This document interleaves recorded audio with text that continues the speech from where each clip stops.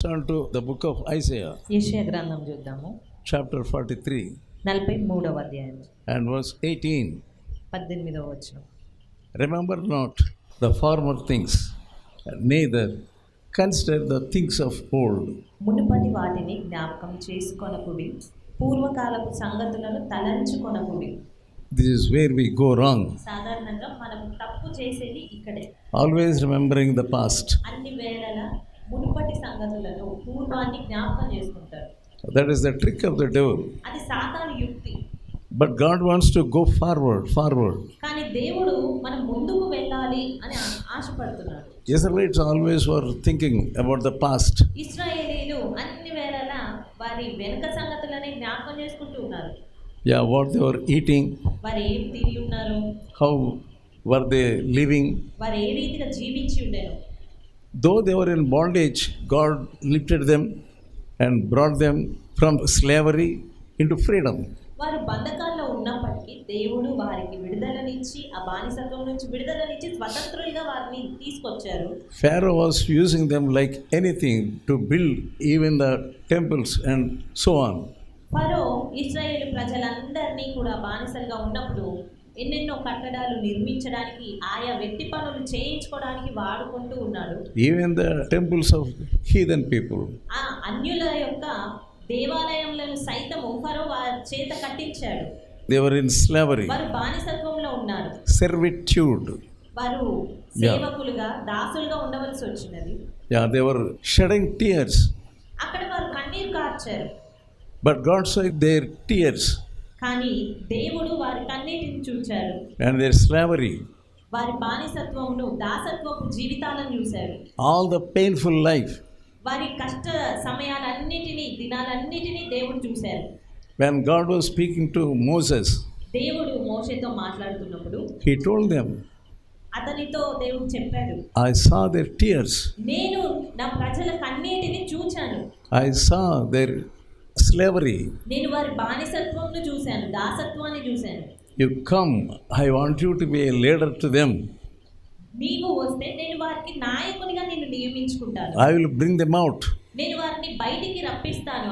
Yeah, really, God brought them out. నిజంగానే దేవుడు వారిని ఐగుప్తు నుంచి బయటికి రప్పించారు. Even before God was making the Red Sea divided and they were grumbling. దేవుడు వారిని ఎర్ర సముద్రం దాటింపక మునిపే వారు సనుగుల చేత నింపబడి ఉన్నారు. They saw the Pharaoh and the soldiers, they were chasing them. ఇశ్రాయేలు ప్రజలు ఫరో మరియు వారి సైన్యమంతా కూడా వీరిని వెంబడిస్తూ తరుముతూ రావడాన్ని చూశారు. They were afraid. చూసి భయపడ్డారు. And they told Moses, why did you bring here? మరి వెంటనే మోషేతో, ఎందుకు మమ్మల్ని ఇక్కడికి తీసుకొచ్చావు అంటున్నారు. Is there no graves in Egypt? ఐగుప్తులో మాకు సమాధులు లేవా? And why did you bring us here? అక్కడ లేవని మమ్మల్ని ఇక్కడికి తీసుకొచ్చావా, ఎందుకు తీసుకొచ్చావా అంటున్నారు. They saw all the plagues came upon Egypt. ఐగుప్తు ప్రజల మీదకి వచ్చిన ప్రతి తెగులు వారు తెలుసుకున్నారు, వారికి తెలుసు. But no plague affected these Israelites. అయినప్పటికీ ఏ తెగులు కూడా ఇశ్రాయేలు ప్రజల మీద ఎలాంటి హాని కలిగించలేదు. The hailstorm, the frogs and the flies and the darkness, nothing affected Israelites. వడగండ్లు వచ్చాయి, మిడతలు వచ్చాయి, కప్పలు వచ్చాయి, మరి ఏ తెగులు వచ్చినప్పటికీ ఏవి కూడా ఇశ్రాయేలీలను మాత్రము హాని చేయలేదు. Even the death of the eldest son of Egyptians. ఐగుప్తు కుటుంబాల్లో ప్రతి జ్యేష్ఠునికి వచ్చిన మరణమును కూడా వారు చూశారు. But no death came to Israelites. అయినప్పటికీ ఇశ్రాయేలీలో ఎవరికి కూడా ఆ మరణం రాలేదు. Soon they forgot. మరి ఇన్ని జరిగినా కానీ వెంటనే వారు మర్చిపోయారు. So what was their sin? ఇశ్రాయేలు ప్రజల పాపం ఏంటి? What made their hearts to be weakened? ఇశ్రాయేలు ప్రజల హృదయాలను బలహీనపరిచినది ఏంటి? Only looking back. కేవలము వెనక్కి తిరిగి చూడడమే. Instead of going forward. ముందుకు వెళ్ళడానికి బదులుగా. And God told Moses, దేవుడు మోషేతో చెప్తూ ఉన్నాడు, lead them forward. వారు సాగిపోండి, ముందుకు సాగిపోండి అని. And God said, why are you staying here? ఎందుకు ఇక్కడ నిల్చొని ఉన్నారు? You must go forward. వారందరితో చెప్పు, ముందుకు సాగిపోమని అని చెప్తున్నాడు. That was the language of God. అది దేవుని యొక్క భాష. We must know the language of God. దేవుని భాష ఏంటి అనే విషయం మీరు గ్రహించుకోవాలి. వెళ్ళిపోవాలి, You must go forward. మీరు ముందుకు వెళ్ళాలి. You're always thinking about the past. కానీ అన్ని వేళలా మీరు గతాన్ని జ్ఞాపకం చేసుకుంటూ ఉంటారు. Many people think of their own failures. చాలా మంది తమ Fail. ఓటములను జ్ఞాపకం చేసుకుంటూ ఉంటారు. Yeah, when you read the Bible, మీరు వాక్యాన్ని చదివినప్పుడు, when you come to the Word of God, దేవుని వాక్యం యొద్దకు వచ్చినప్పుడు, when you turn the pages of the Bible, బైబిల్లోని పేజీలను తిరగవేస్తున్నప్పుడు, everywhere we see there is hope for everyone. ఎక్కడ చూసినా మీకు ఎవరివైనప్పటికీ మీకు కొంత నిరీక్షణ అనేది ఆ బైబిల్ చదువుతూ ఉన్నప్పుడు మీకు దొరుకుతుంది. Even when you are in great darkness, మీరు గొప్ప చీకటి సమస్యల్లో ఉన్నప్పటికీ there is light coming upon you. నీ పైన వెలుగు ఉదయిస్తుంది. You need not stay in the darkness always. నీవు అన్ని వేళలా ఆ చీకటిలోనే కూర్చోవలసిన అవసరం ఎంత మాత్రం లేదు. That's how the Lord lifted me up. దేవుడు ఆ రీతిగానే మరి నన్ను కూడా లేవనెత్తారు. When I was in great discouragement, నేను ఎంతో గొప్ప నిరుత్సాహంలో ఉన్నటువంటి సమయంలో I wrote a letter to Paul Young Cho. నేను పాల్ యాంగ్ చో గారికి లెటర్ రాశాను. All my troubles and all my sorrows. నా సమస్యలన్నీ, నా దుఃఖం అంతటిని గూర్చి వివరించి ఉత్తరం రాశాను. I was somewhere. నేను ఎక్కడో ఉన్నాను ఆ సమయంలో. What can I do? How can I go forward? Nothing is there in me.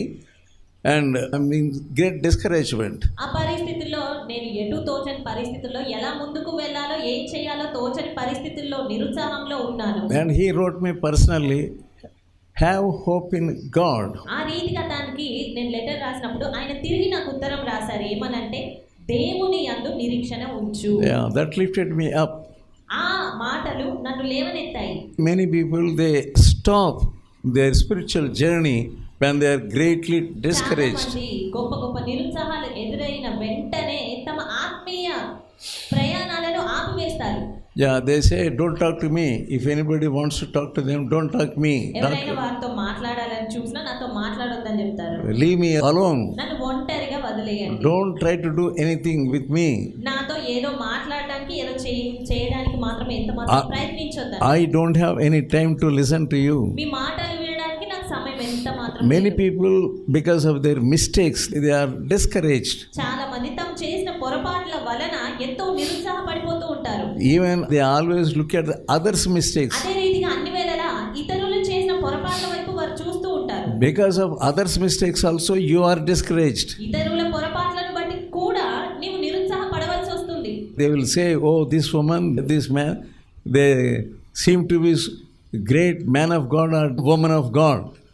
వీరు ఎంతో గొప్ప దేవుని బిడ్డలుగా లేకపోతే భక్తిపరురాలుగా కనబడుతుంది కదా అనుకున్నారు. What is in their life? There is great discouragement. There is great loss. అయినప్పటికీ వారి జీవితాల్లో ఎంతో గొప్ప నష్టము అనేది కనబడొచ్చు. Don't they know that they should not do like this? మరి అలాంటప్పుడు వారికి ఈ విషయం తెలీదా, ఈ రీతిగా చెయ్యకూడదు అన్న విషయం వీరికి అర్థం కాదా? They will dwell on the subject only in that way.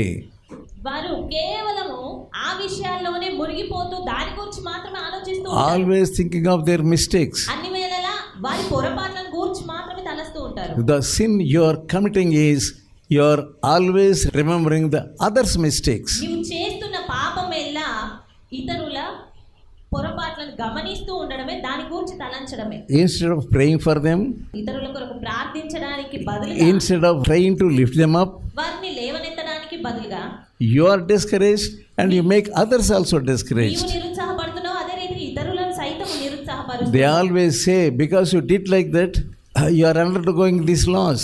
అన్ని వేళలా నీవు ఆ పొరపాటు చేసినావు కనుకనే ఈ నష్టం కూడా నువ్వు వెళ్లాల్సి వచ్చింది అంటారు. Always pricking అన్ని them. వేళలా ఆ రీతిగా మాటలతో గుచ్చుతూ ఉంటారు. They will die if you listen to your words.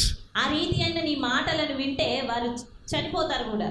Always looking at the mistakes of others. ఇతరుల పొరపాట్ల వైపే అన్ని వేళలా చూస్తూ ఉండడం. That's a great sin of the believers. విశ్వాసంలో ఉండేటువంటి గొప్ప పాపము అదే.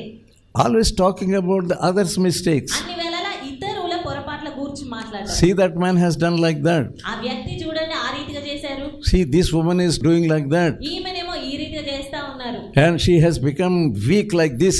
అందుకే ఆమె ఇంత బలహీనంగా తయారయ్యారు. What is the use of talking like that? ఆ రీతిగా మాట్లాడటం బట్టి ప్రయోజనం ఏంటి? The devil is opening your mouth. సాతానే నీ నోటిని తెరవజేస్తున్నాడు. And you are allowing the devil to take hold of you. అదే రీతిగా నువ్వు సాతానుకు అనుమతిస్తా ఉన్నావు నీ పైన అధికారం You అధికారం do not చేయడానికి. know the mischief of the devil. నీవు సాతాను యొక్క యుక్తులను గ్రహించలేకపోతున్నావు. Instead of looking at the negative things, వ్యతిరేకమైనటువంటి పరిస్థితుల వైపు చూడడానికి బదులుగా always think of the positive things. అన్ని వేళలా నువ్వు సరి అయిన మంచి విషయాలను గురించి తలంచు. That's what the Bible says. అది